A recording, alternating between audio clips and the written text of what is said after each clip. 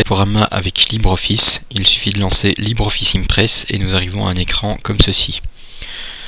Nous pouvons directement ajouter un titre ainsi que un sous-titre, par exemple son nom, éventuellement la licence sous laquelle nous voulons mettre notre diaporama, ainsi que la date. Pour créer une nouvelle diapositive, il suffit de cliquer sur ce bouton qui ajoute une nouvelle diapositive ou de choisir le style de diapositive. Nous pouvons choisir une diapositive avec contenu en 2 colonnes, sans contenu pour ajouter des images plus tard, etc. etc. C'est la même chose que nous avons dans le volet des tâches au niveau de la mise en page. Nous pouvons créer une première dia et pour les points il suffit de cliquer en dessous, etc. Une autre manière de créer du contenu ou des diapositives quand on a beaucoup de texte à taper est de passer par le plan. En passant par le mode plan, nous pouvons donc ajouter un point simplement ou le hausser d'un niveau, c'est-à-dire le transformer en diapositive. J'ai préparé le texte. Nous avons donc un deuxième point, une deuxième dia à l'intérieur de laquelle nous avons un point, et on peut créer un certain nombre de sous-points pour se déplacer vers la gauche ou vers la droite, comme est indiqué dans l'infobulle. Nous pouvons aussi appuyer sur la touche tabulation du clavier et pour remonter d'un niveau sur la touche majuscule tabulation.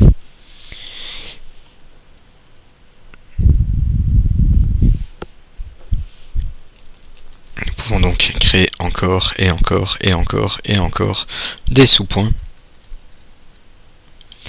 Il faut faire attention à ne pas aller trop loin pour que cela reste lisible.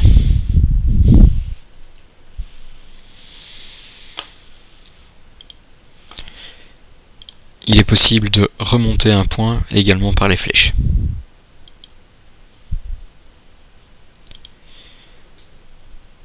Nous avons donc également plusieurs points dans la troisième diapositive. Comme vous le voyez, si on appuie sur la touche tabulation au milieu, cela ne fait pas un décalage des points, mais un espace dans le texte.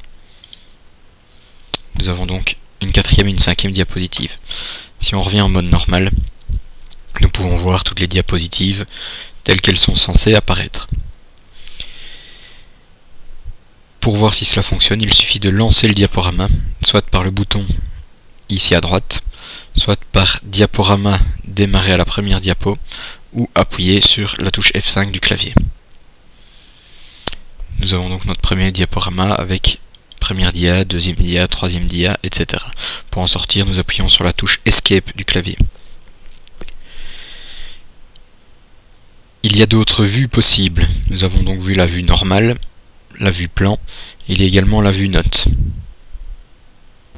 Les notes peuvent servir, par exemple, pour servir d'aide-mémoire lors d'une présentation orale, ajouter des points pour imprimer le diaporama, ce qui fait que le public peut recevoir une copie imprimée avec les adresses internet intéressantes et d'autres ajouts possibles.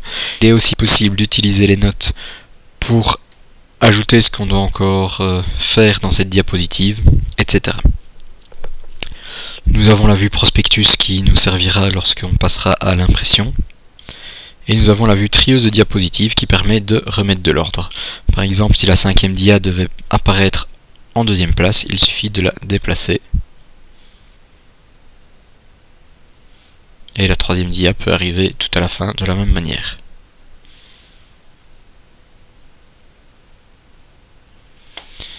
Si je reviens en mode normal,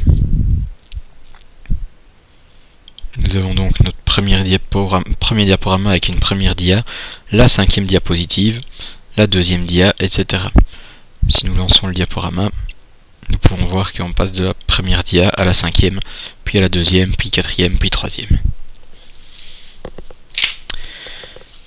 Si par mégarde, à un moment ou un autre, les volets des tâches et les volets des diapos disparaissent, il suffit de repasser par affichage et on peut demander d'afficher le volet des tâches à droite ou d'afficher le volet des diapos à gauche.